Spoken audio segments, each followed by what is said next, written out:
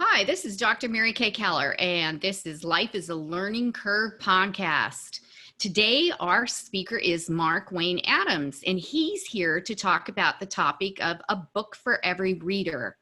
Mark's background is that he has a goal for many families and teachers to inspire the joy of reading in someone they love. This will apply to all ages and all reading levels. Mark promotes reading and writing via public speaking engagements, book signings, and participation in book events. He's been recognized through the Kentucky Governor's School for the Arts, CACO, Kentucky Association of Counties, FAPA Board, the SCBWI Board, the IBPA Board, and Reader's Favorite Illustration Awards, Judge and International Book Awards. He's the official judge of the Reader's Favorite Illustration Award from 2013 to 2018. He's Florida Authors and Publisher Association board member, and is the president from 2009 to 2017. He's on the Kentucky Colonials, and he was from 2014 to currently. This is the highest title of honor bestowed by the Commonwealth of Kentucky in recognition of noteworthy accomplishments and outstanding service to a community, state, or the nation. He's an independent book publishers association. He's been a member since 2008. After earning a Bachelor of Fine Arts degree in drawing from Murray State University in Murray, Kentucky, Mark moved to Central Florida. He worked for Walt Disney World, SeaWorld Orlando, was an art director, and managed a commercial printing company. For the past decade, Mark has been writing, illustrating, and publishing award-winning K-8 books, as well as presenting in schools. He also served as president on the Florida Authors and Publishers Association Board of Directors. Mark Wayne's published books have been awarded over 100 book rewards. So, Mark, without much further ado, thank you for joining us this morning, and congratulations on all your accomplishments. And now we're going to talk about a book for every reader. And Mark, prior to the podcast, you were sharing with me what books meant to you as a child, and I thought that was just gold. So I'm hoping you'll be able to recap that for us this morning. Sure. I'm certain we're going to have many really nice moments today. When we were speaking earlier, you had mentioned how books had influenced you, and books had influenced me in a similar way, because as a child, I grew up in a small town of around 1,500 people. There were no artists in the town. There were no writers in town. So I would go to the library and check out autobiographies about people who overcome adversity in their journey to success. And that would be similar to Abraham Lincoln growing up in a very small community and then going on to become a president of the United States. And that fueled my inspiration that I wasn't alone in my small town of 1,500 people. I actually read a book about Walt Disney, and if he could draw pigs on the side of a barn, I do that all the time when I was a kid. I knew that someday I could be an animator, I could be a graphic designer, I could be an artist. Anything I wanted was possible. That's amazing. And you said, I think you said in your information that your first book came from a mobile library. Yes. So whenever I said that I grew up in a small town, this small town had a local library, and the library was about 20 miles away, and they would do a bookmobile, and the bookmobile would come to different locations in the county and offer books to rural readers. So my mom put me and my brother in a little red wagon and pulled us up to the local grocery store. It had one gas pump. And my first book, I stepped onto the bookmobile, and the lady says, "What do you like to read?" And at that time, I didn't know how to read. And I told her, "I like to draw." And she hands me a book on how to draw horses. And after that, every time I stepped on that bookmobile, if I asked the lady for what I wanted to read, she would find it for me. Oh. And that's why I think there's a book for every single person in the world. Mm. She sounds special that she was like connected to children and really had maybe a quiet passion for being able to hook children up for just the right topic, huh? And I think that's what the school librarian and your public librarian, that's their goal in life, is to help someone become better or help them find the things that they need. And because the library is a place where if you want to become a surgeon, you're going to read about other surgeons, you're going to read about the process. So there's a section there, about the medical field. There's a section if you love animals and you want to become a veterinarian, there are books in there to help you do that. And the reason I really know there's a book for everyone is because my dad doesn't like to read, but he does enjoy fixing vehicles. So when I was a kid, he was having trouble repairing one of his vehicles. And I said, well, how about you use this? And I handed him the manual for that vehicle. And so there is a book for everyone. And even if you have a non-reader, there is a book. Yes, there definitely is a book. And when we were talking earlier, I did share just a little smidgen of my background. And as I said to you, it was kind of a violent upbringing, but I found that when I had my nose in a book, that pretty much everybody left me alone, which I thought it was like magic, it was amazing. And so, but I just flashed back when you were talking, and I was thinking about this one particular librarian, because there was a limit to how many books you could check out in a week. I think it was 4. And I was such a voracious reader that I would go check out the maximum limit. And then I would come back on the shift change, because there would be like helpers in there in the library. And so I'd try to check out the other books, the over the limit books, with one of the people that didn't know that I'd already been in there and checked out the limit books. And one of the master librarians, I guess she was probably the paid person who was overseeing that, the assistants, because they were always students, that were in there, Right. in there with the librarian. She let me know one day, I brought the books back. She says, I know you checked out too many books. She says, I'm not supposed to let you do that, but I know you bring them back, And so she kind of gave me a free pass, and I don't, I think back on that, and I think, whatever the reason was that she did it, it made me feel so much relief, because I wasn't one of those kids that liked to get in trouble, but she just kind of winked at me, and I thought, oh, I get to take out as many. And after that, she just let me check out as many as I could read, because I always brought them back, It was Well, such a that's lifeline. really interesting that you have a librarian story, because all of us have different librarian stories from our childhood. But my mother became a head librarian at our local library in that small town. And once she did that, everyone in the town knew who I was. And you mentioned earlier that you were an introvert. So as an introvert, you don't want to be known by anyone. Yeah. so, and because of her becoming a librarian, she actually had me to draw kids' caricatures at different events, like the summer reading program, or if they were doing a holiday event. And to this day, people still have those caricatures from when I was 13 till now. And they say, hey, I have a Mark Wayne Adams drawing. One day when you're super famous, this is going to be worth something. So That's amazing. Those are good memories. Yeah, and the librarian actually pulls your character out of its comfort zone. So by having her do that, it made me more friendly with people. I associated my drawings with happiness and sharing with other people. And I think that's kind of led into my career now, writing and illustrating picture books, K through 8. I just enjoy the readers. I enjoy the interaction with them. And with this COVID thing, I'm kind of missing having all my friends around. Yeah, I'll bet you are. I think that's interesting listening to what you were just saying. So she created a safe space for you to be able to come out and to share your gifts with the world. And you mentioned that feeling of happiness. I've been reading this book. I heard it on a Brene Brown. I keep repeating myself in these podcasts, but I'm reading this one by Mark Brackett. He's the Center Director for Emotional Intelligence at Yale University.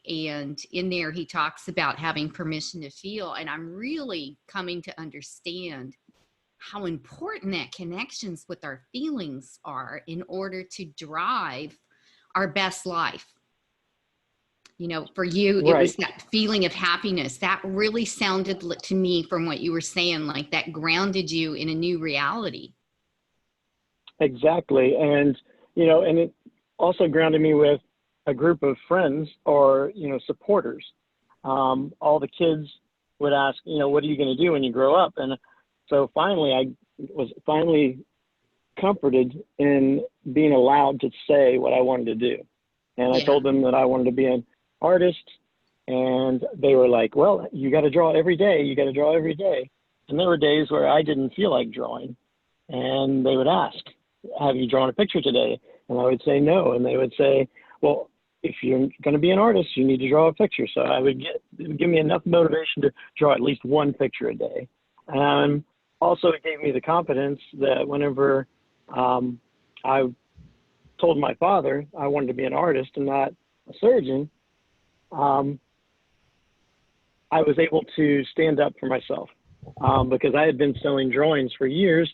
And the first comment from him was, "You'll never make any money." And I looked at him and I said, "I make plenty of money with my drawings now. And if I get it even better, I know I can." And so, once you have a network of friends, and they don't have to be close friends, but just supporters, like cheerleaders for yourself, it's easier to believe it. You mentioned wishing you had told your sister or had convinced your sister to look into her sculpture, love of sculpture. If one person outside of your family had done that, she would probably been more advanced and moved forward with that career. Yeah, she had some fantastic sculpture there. But I heard you say something about people asked you what you wanted to be when you grow up. I have a question for you, Mark. Sure. I heard somebody say, they used to do that to all of us, and they still do. What do you want to be when you grow up? Mm-hmm. And I realized when I heard this person pose this alternate question, how inappropriate it is developmentally to be asking, a 6-year-old what they want to be when they grow up. And she said, instead, ask them, what problem do you want to solve when you grow up? Because it's Mm-hmm. like a lifelong question mark that gives us Correct. the opportunity to keep asking. So what problem do you think this really solves for people when they come into this love of books and the information and what we're talking about today? Well, for me, people would always ask your career goal. So what I've found through public speaking is whenever I talk to kids from kindergarten to 5th grade, if I ask them, what do you want to do when you grow up? They will all raise their hands. They all want to answer the question. But whenever I get to middle school and I speak to the middle schoolers, they do not raise their hands. They are terrified to raise their hand.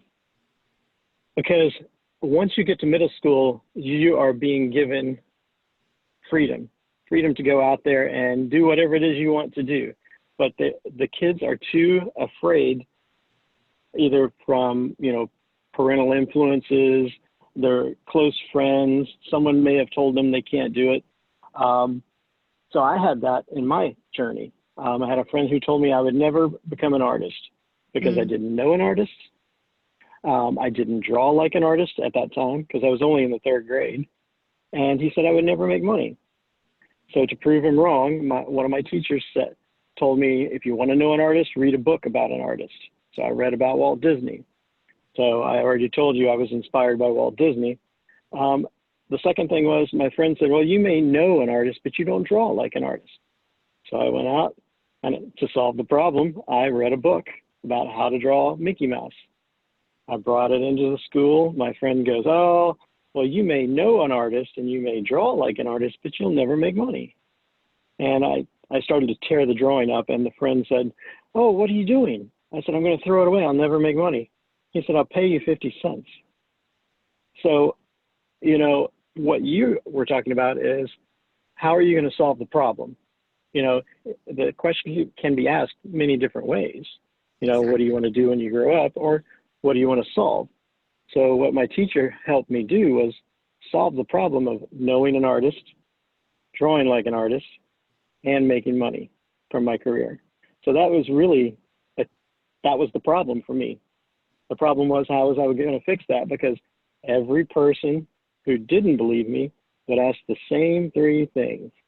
You don't know anyone, you don't draw that well yet, and you'll never make money. So I think that's the biggest challenge for anyone who's going to be a writer or anyone who's going to be an artist, a musician, because it's hard to see how that's going to happen. But now with technology, it makes things so much easier. So I'm going to tell you what I just heard. So Okay. I hear you talking about how your mom supported you. I hear you Right. talking about the support you had as a child. And it's not uncommon. Your experience with the difference between the elementary school kids and the junior Right. high kids that is pretty prevalent over just about any topic we can talk about. And one of the reasons is they've done research that shows that whatever we do to interact with kids in this country is definitely not working, because their self-esteem drops when they go into junior high. And by the time it goes into high school, it even goes lower, which I didn't think was possible. It's especially notable among girls. And, so I just think that's fascinating that you picked up on that, as well as the idea that when a naysayer came up, you had the resiliency to solve the problem. Like, you accepted the question, but you then moved on. And then the one time you doubted it, somebody stepped up and said, I'll pay 50 cents for it. It's almost like life was reinforcing what you needed to be doing. Right. And most people who knew me when I was growing up, like teachers, family members, church members, once I started to win children's book awards, and they would see me again, because I visit my hometown quite often, and they would come up and say, I always knew you would do it. They say, we knew that you were going to do something special. We did not know what it was going to be. And the one compliment that always gets me is, you are always a beautiful kid. And I was like, for me, that's hard to accept, because, I had curly hair, crooked teeth, and, braces fixed the crooked teeth. I had big, thick glasses. LASIK fixed that. But they say that I'm just a handsome and wonderful man. And it's all because of their influences. If they hadn't given me that pat on the back, I wouldn't be happy with what I'm doing. And I always tell people, it takes a village to raise a child. It definitely and does. What my parents didn't have, my community did. And my parents were, farm community, basically. And, if you're working on a farm, you're actually doing a lot of hard labor. And the people that you work with, they do a lot of hard labor too. But they always have good common sense. And, that's what I think I grew up with. And I think I grew up in the right place at the right time. Sounds like a phenomenal life, Mark. And it sounds like you've now come to this place of, just really blossoming out, and your career, it's just like all fallen into place. And, and COVID, I think COVID's making us all kind of stumble around to find new ways of connecting with each other right now, and I've actually got to the point where I've started looking for all of the rainbows, that came out after COVID. Different things that I'm starting to experience, like going into this podcasting thing. I don't think I ever would have done that, if I hadn't been at home alone. And then I noticed too that you talked about, like, who is your reader, personality, what the benefits of Right. people out there, so that they know how to apply it. I love personal stories, because it really connects us to you. And it also told us a lot about your process, about how you got where you were. And now I just want to give you the opportunity to talk to people about, what it can do for them as well. So usually what I do when I visit elementary schools, I'm more of a motivational speaker at the elementary school than I am, just coming just to talk about one book or one topic. And usually what I try to do is a family reading night. Family reading nights are really key. If you can get family members to come to a family reading night at the school, it encourages the kids not only to purchase books and to meet their favorite authors, but also it gives the parents a chance to see what their kids are reading. A lot of times, I rarely ever checked in on my kids to see what they were reading. And when I did, it was usually something I would enjoy too. One of my favorite stories is a story about my son. He came to me, I guess it was in the third grade, he came to me and he had this book called Out of My Mind by Sharon Draper. And he handed it to me and he said, "Dad, you might cry 3, maybe 4 times." He said, "This is a really good book." So for a third grader to come to their parents and say, "Read this, it's a really good book." That was a huge influence for me because I was always used to the adult telling me to read something. So when he did that, I cried 4 times, handed him back the book and said, "I now have a better understanding of what it's like to have a disability." So the main character in the book has a physical disability that limits her from communicating with the world until technology steps in. And I cried 4 times because a 7-year-old told me I would love that book. Aww. Now it's been 10 years since then. I'm at a book event and I'm drawing at my book event. And this woman walks up to me and she says, "Oh, your artwork is beautiful. I was over here earlier looking at your books and I fell in love with them." And I turn around and there's this beautiful black woman standing in front of me. And she has this name tag on it that says, Sharon Draper. And I looked at her and said, "Are you the Sharon Draper?" And she said, "Well, I've always been Sharon Draper." And I said, "Well, what do you write?" And she says, "Out of My Mind." And I went, "Stop, stop, stop." I said, "You wrote Out of My Mind?" And she said, "Yes." I said, "You changed my life forever." I said, "I'm in love with you." And she signed a book to my son. And we all have a favorite author. We all have a favorite moment, but books change lives, even if you don't meet these people. So I think that's the really key thing.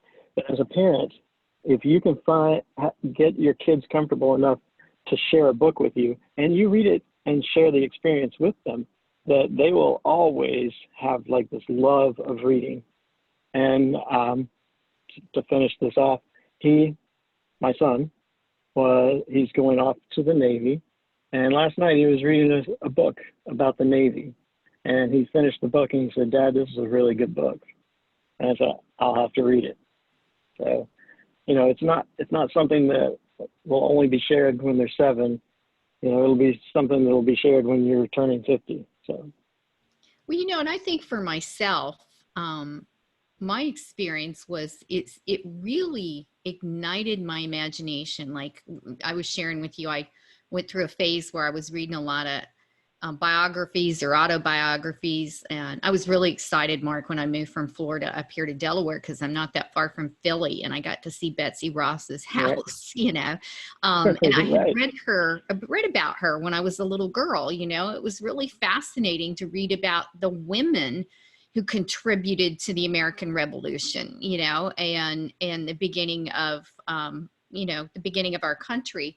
And I didn't even realize how different that was, to be so young and be reaching for those type of books. But I think, just the ability to see it in your mind's eye, because I was very visual as well. And, it brought a different perspective, I think, to me as a child about my own reality, and connected me like to the past. And then in other books, I would get connected to the future, more futuristic books, as well as I was thinking, like now as an adult, for instance, many of the main, I was thinking of people like Wayne Dyer and Louise Hayes. They've even put children's books out, because a lot of what I've learned as an adult to help make me grow emotionally, and to heal from some of the past, was also gained through books. I mean, you have things like I mentioned earlier, Permission to Feel.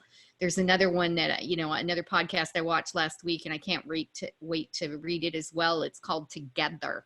And he talks in there about, especially right now with COVID and everybody isolating. And he talks about the fact that sometimes people start getting depressed because they think something's wrong with them because they're feeling lonely. And he said the most brilliant thing. He said, loneliness is just another feeling. It's not an indictment, It's the judgment that we give to, the powerful things that you can find in books, to really, and it's the human experience that supports connection. When you I've noticed I have a lot of friends in book clubs, and I tend not to join them just because I have so many books I'm already reading, and they're not reading quite the same ones that, I'm really invested in reading right now. But I think about the connection that comes when people come together through books, and you look at, we're not just talking about, fictional books, we're talking about history books, we're talking about books on science, things that help us to grow, not just intellectually, but emotionally as human beings. And I find that oftentimes that a lot of the, a lot of the conflict comes from people not having been exposed to enough information or to a wider spectrum. You talked about being raised in a small town. My parents were as well. And it was funny because I never thought about it being how small it was. My mom was a farm girl from Southern Ohio. And she always talked about my dad like he was from the big city. And when as adults, when we went back to visit it's a small town, it's called Bloomingdale, Ohio. And I loved the town. However, I never realized, because we were in the military. So, I was my early experiences, my 0 through 3 experiences were pretty much in Japan. And then I was 7 by the time we left France and came back to the United States. So I had a different early experience than most kids. And, to really go back to this small town. And I said to my sister one day, I kind of chuckled and I said, do you remember how Mom used to talk how he came from the big city? That town was like a mile long, maybe a mile long, maybe 3/4. Mm-hmm. It had a post office. It had 2 churches. There was one church out on the edge of town. And then it had a meat market. And I remember a hardware store, and I could walk the entire city, as a child up and down that road there. And, it was just fascinating to me. And I think back on what it must have been like for them to have, gone out, and him going in the military, and her traveling the way they did, because her comfort zone, to me, it was obvious. She was way more comfortable in her country environment. She got excited, but I think it was really overwhelming for her, where he seemed to thrive on it, but to me, the books, were the reason that I think I felt so engaged with life. And to hear your story about how you could be living in a small town and then start connecting with the outside world, I think it's what we need the most. Like, it's a very critical element in our human development. Right. And, I have another story of, personal interaction is key. So when I was in, I guess I had just graduated college. I had moved to Orlando, Florida. I had met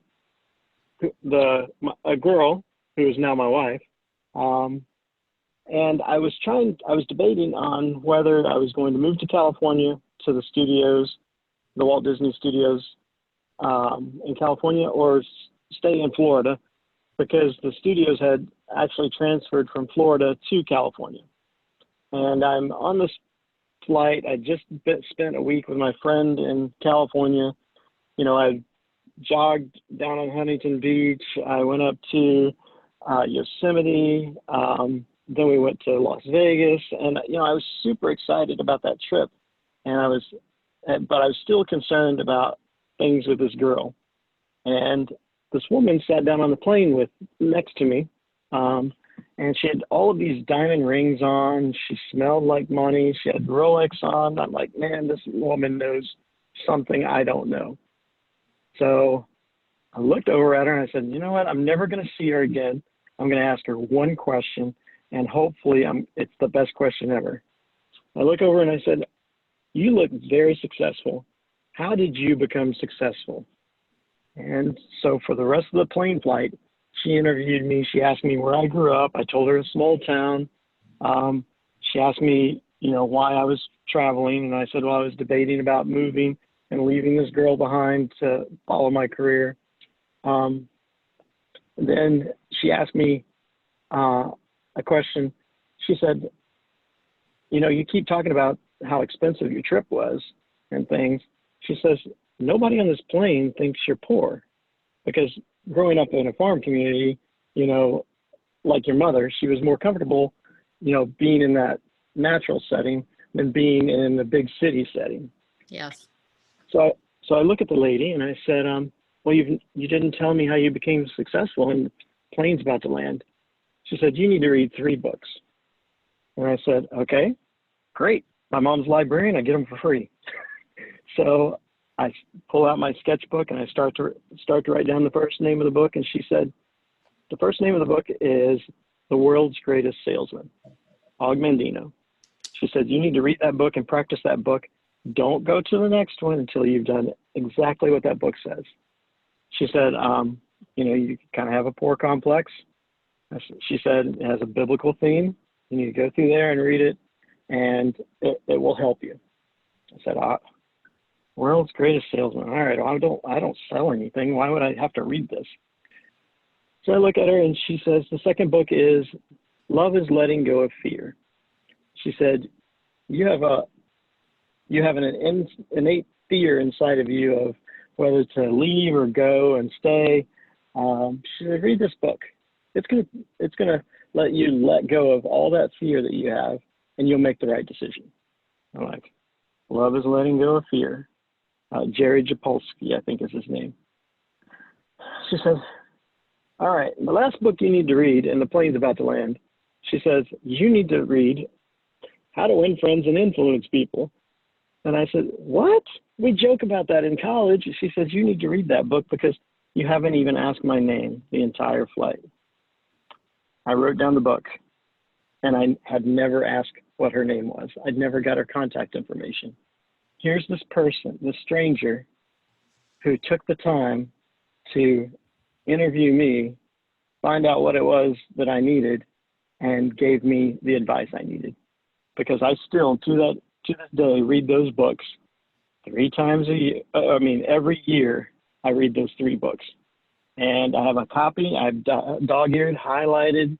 I've even given these books as gifts to college graduates and sometimes high school graduates. And I always put the money in the very back of the book, so I make sure that they read it. But, that personal interaction, that's where you're going to learn where to find the answer to what you're looking for, whether you're a kid or an adult.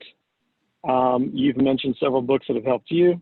Another book I've read here recently is, it's called When to Quit, I believe is the name of it, because I'm always driven and trying to focus and perfect things.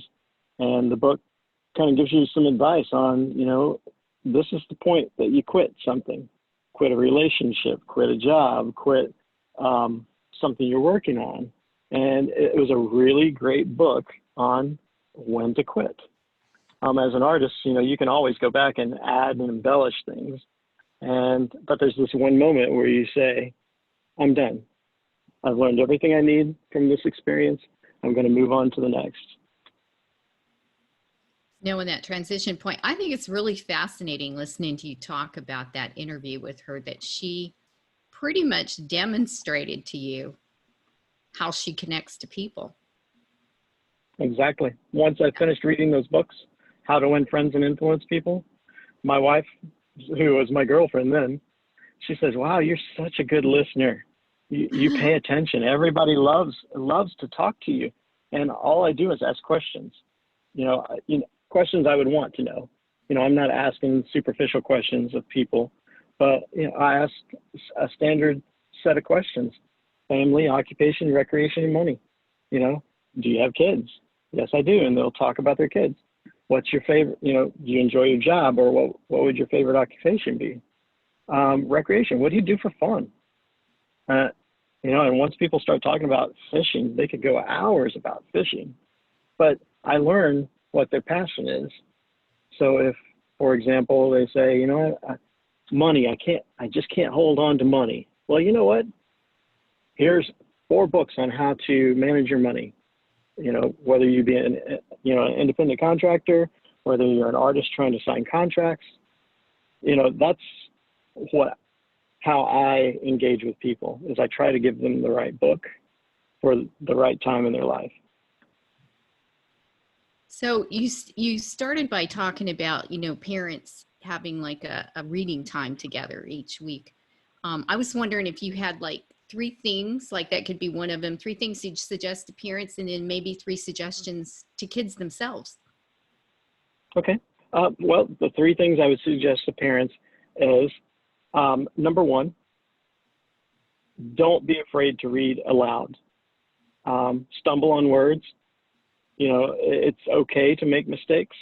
We're parents. We're going to make mistakes until they're grown, and then they'll come back and tell us what the mistakes were. But make a mistake. You're human. It makes your kids see it. The second thing is share your favorite book, the book that you absolutely love, with your child. They will remember it for the rest of their lives. So I have tons of favorite books, so it was really difficult for me to do that with my kids. So I would find what their favorite book was, and I would read it over and over again. My daughter will graduate from college soon. When she comes home from school, I take a stack of picture books and I lay it on her bed. And when she gets home, we sit back and read all her favorite picture books. We may read to one another, or we may not read to one another. And the third thing I would suggest is, as your reader gets older, pick a family book that you read at bedtime. So, if you have a reader who's beginning chapter books, let them read one chapter or one paragraph, and you read one chapter or one paragraph. We have dogs. We own dogs, and have always had dogs. And there's a book called A Dog's Purpose. They turned it into a movie. Read the book. You're going to get so much more out of the book. And we read it chapter by chapter. And the way we determined who was going to read was the person who wasn't crying, because the dog passes away in each chapter of the book to reach his purpose.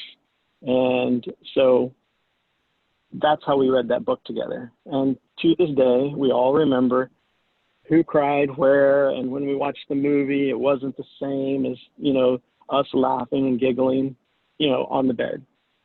It takes time, and, 15 minutes of reading a night, that's good for the kids. They can get those reading points at school, but 15 minutes of reading with your kid is time away from the phone, any interruptions you might have. It may even be a stress reliever for you to have someone read to you. I still, as an adult, love to hear someone read to me.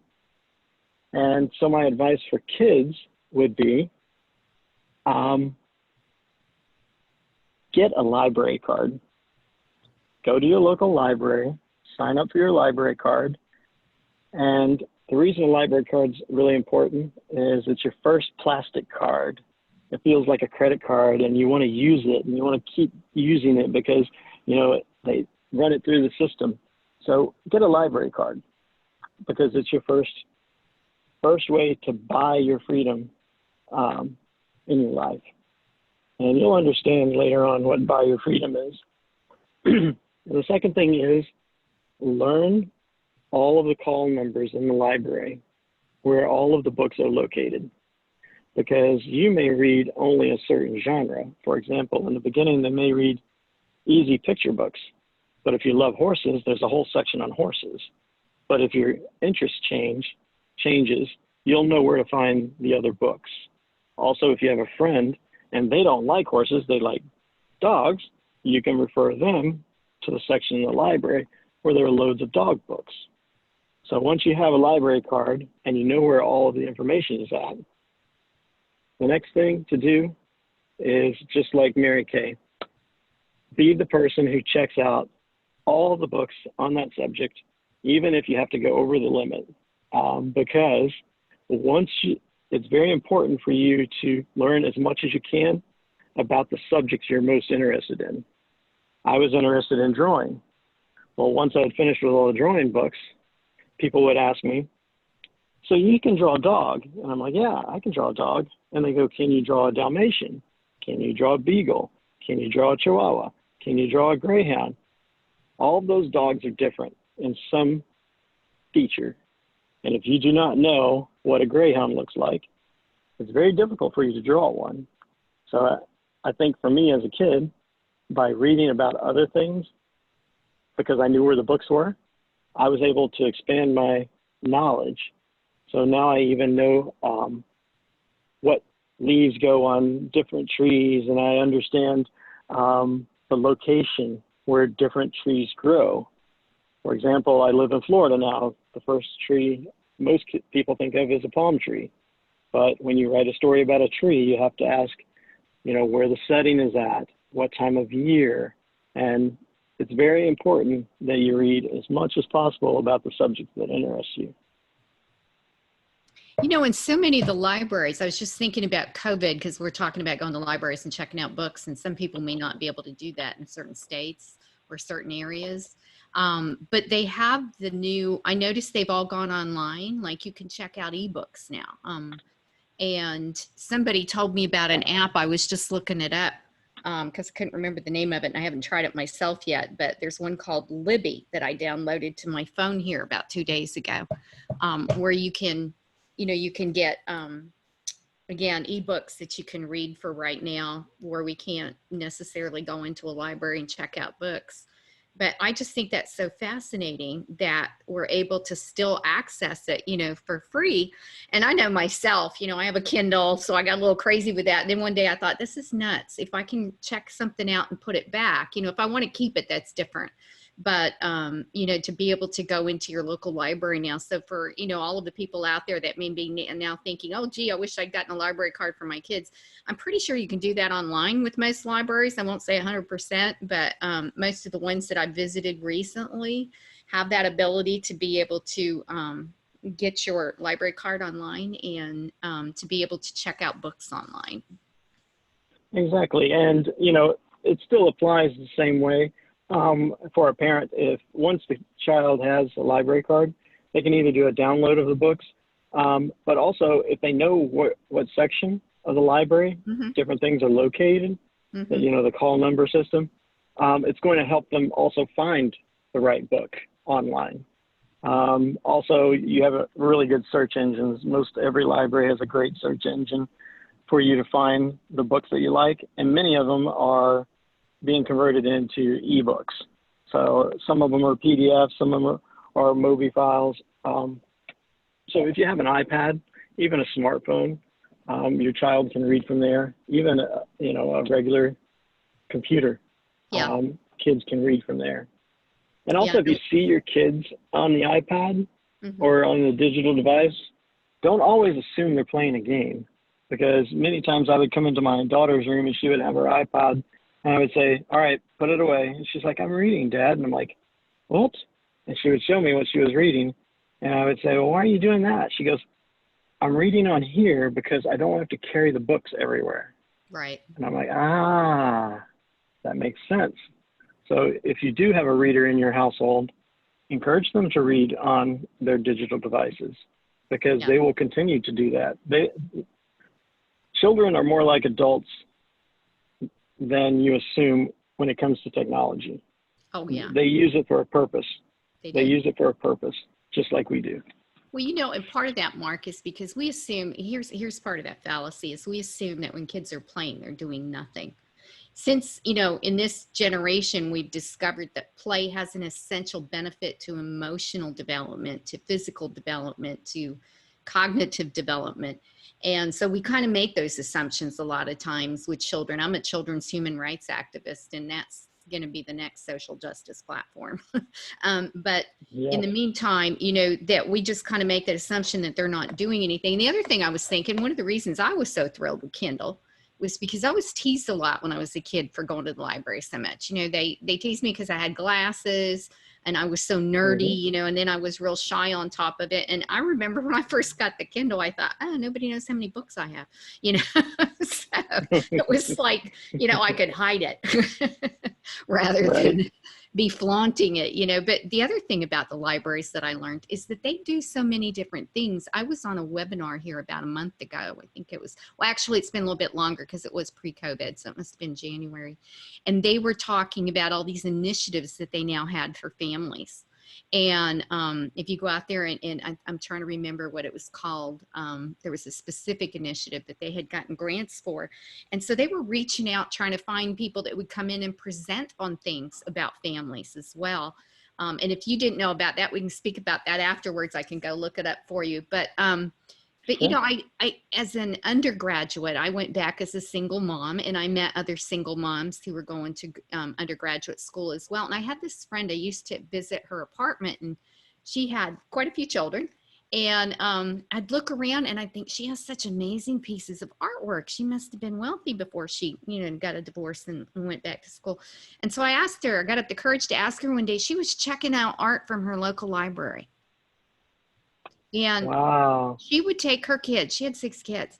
She would take her kids and she would go to the library. They would not only check out books, they checked out music, they checked out movies, they had discussions about what movies they were going to watch. And then they would check out art as well. And so, I mean, her children were like totally exposed. This was so new to me, you know. And it was so fascinating. She just really opened up my world and my love of libraries. It's like I was able to take it out of the closet again and say, it's okay that I'm a nerd, you know. Mm-hmm. And I Oh, just, yeah. you know, and realized that the world would benefit from, you know, from knowing what they could do when they engage with their local libraries.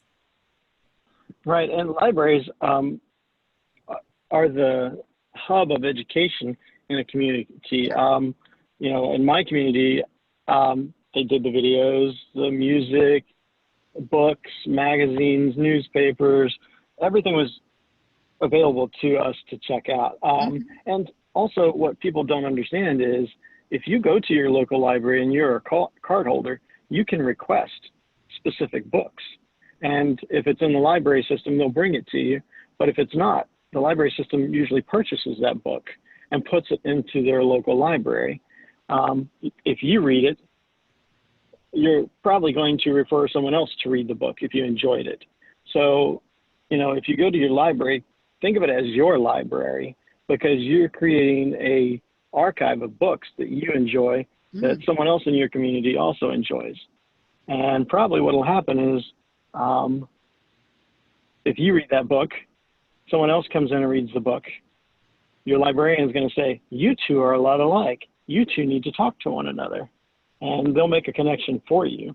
Oh, how great is that? And yeah, I mean, that's what my mom would do in her library. And she had one patron who would come in, and every time she would check out the book, she would put a pencil line in the front.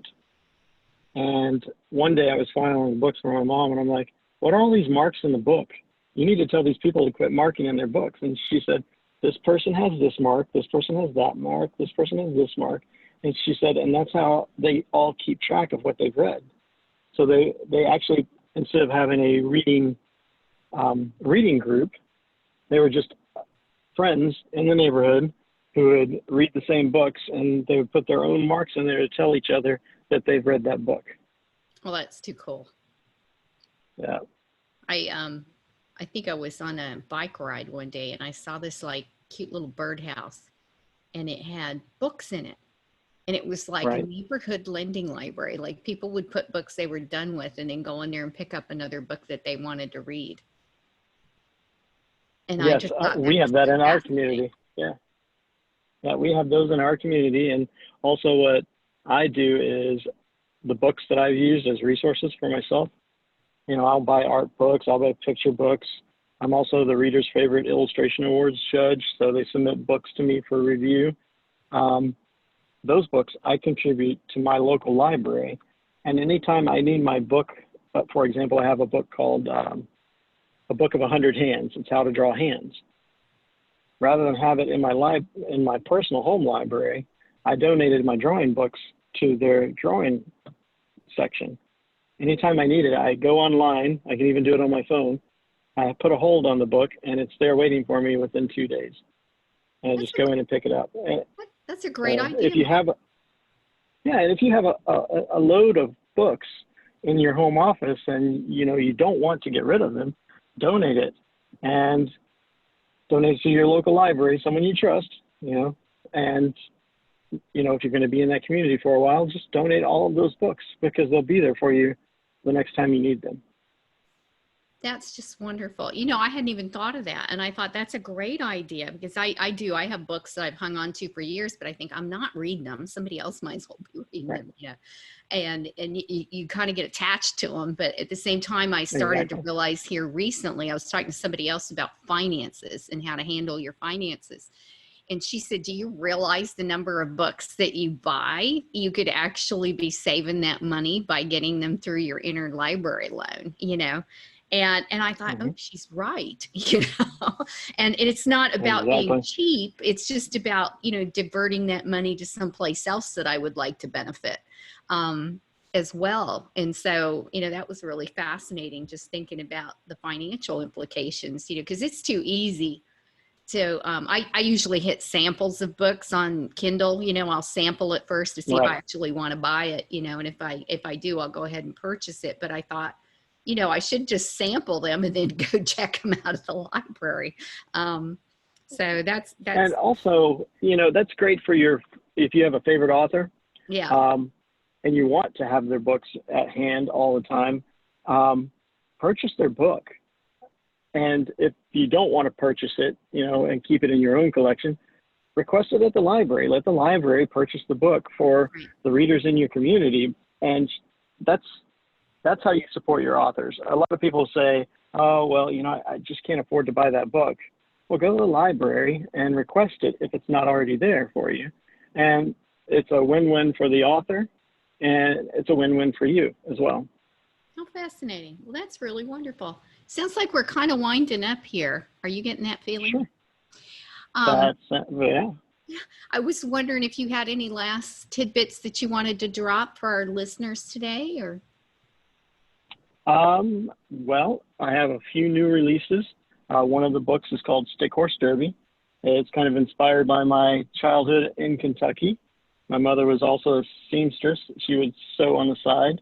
And the stick horse inside the book is inspired by my love of the Kentucky Derby as well. So my mom made me a stick horse because I wanted a thoroughbred. And it's about a little kid who doesn't understand the value of what he's been given. It also has a lot of underlying educational elements for the Kentucky Derby. So if you want to teach your kids about the longest running sports event in the United States, check out that book. It's called Stick Horse Derby. And I also have my newest novel in the Family Tree novel series. It's based on my hometown of Dawson Springs, Kentucky. It's about a kid who moves from Central Florida to his family farm, and he's trying to understand the connection his family has with this piece of property. So that one is filled full of Australian language. So as you're reading, or your reader will learn probably 75% of the Australian vocabulary by the time they finish the series. So each one of my books has some type of educational content in it.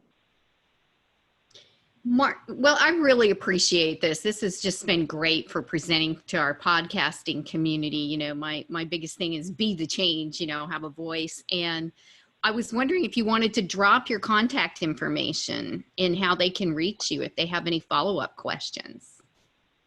Sure. My contact information, you can reach me through my website. It's markwayneadams.com. And I'll spell it out for you. MarkWayneadams.com. Thank you so much, Mark. I really enjoyed this. When I invited you to the podcast and I looked at your topic, it just really piqued my curiosity, and I thought, because it was a little bit different than what we've done. So, and each one of these has been different organically. They've just morphed, and yet they all seem to have an underlying current of tying this all together, a connection. And so it's been a very organic process. But I looked at it and I thought, who doesn't love books, and then I realized, well, there's probably a lot of people that could benefit by more books. So. Yes. Just because it's in my comfort zone doesn't mean it's been in everybody's comfort zone. And we need to make reading, we need to make that I don't want to say high priority. It needs to be okay. It needs to be as wonderful as we look at sports and other things in our life, because, like you were just saying, in reading and writing is very much tied into high job success. Even if people are just looking for something to increase their success in their organization, there's books on that, like you said. There's Exactly. yeah, it's about learning in our processes through. And one of the reasons I call this life is the learning curve is I realized, a lot of times we beat ourselves up for we don't know, but you can't know it until you know it. And then apply it. And nobody does it perfectly. We're all human beings. My son said something here recently, and I was thinking about this as you were describing, how parents and what children can do. And I thought, he's a firm believer. I've loved raising my children and then seeing what they've done, gone out in the world and how they're raising their kids. He's a believer in total transparency. He said, I just think the world would be a better place if we were just real and honest all the time. And I thought, that does kind of get trained out of us when we're little. We're told to be nice, and not say certain things. And I thought, as a parent, just by saying to your child, I'm struggling too, and being able to let them see that we make mistakes teaches them how to deal with mistakes. I can't remember who it was that I was listening to. He said, but one of the things we don't do in our society is teach children how to fail. And I thought, well, why would you want them to fail? And then I realized what he was talking about. It's not permanent failure. It's like, okay, so when we come out of the womb and we learn how to crawl, we didn't know how to crawl and get up on all fours at first, and we didn't know how to walk. Exactly. So we stood up and we stumbled and we fell down and we cried and we got back up. I mean, that's just human resiliency. What we forget is because we're so young, we don't realize that those little mini failures led to the next step. And that's the reason why in middle school, I told my two kids that I would not be checking their homework. And my wife was like upset. She said, why are we not going to check their homework? I said, because we need to let them fail before they can succeed. And she said, what do you mean by that? I said, if they fail in middle school and we help them to overcome it, then they will succeed in high school. Mm-hmm. And so that was our goal, was we just did not check their homework. If they failed or made errors, they were responsible for finding the support to correct those. So whether it be with a guidance counselor, with a teacher, or, by coming and asking us for assistance. And the first few weeks, it was kind of a vacation of freedom. You just do what you want until the report card came. And then they were like, uh-oh, how are we going to get this grade back up? And then we would work together to solve the solution. So yeah, failure is part of success. It is definitely part of success. And that's the part we're not very transparent about. Well, Mark, thanks again. And as Mark said earlier, you can find him at markwayneadams.com. And I really appreciate you doing this podcast with us today. I hope all of our speakers have enjoyed it as well. If you're listening to this podcast and you like what you've heard and you want to hear about other topics, please do not hesitate to hit the message button and send me a message and tell me what you'd like. Tell me what you don't like, and let's be able to connect with each other so I can hear from you. And as well, I hope that everyone will have a great day. I just want to give you a gentle reminder as well that if you're liking these podcasts, that you can support the podcast by donating just 99 cents a month. And there's a button for that and on there as well. So everyone have a wonderful day, and I hope you've been able to enjoy what you've learned about libraries and readings and the importance of books in all of our lives. Thank you so much.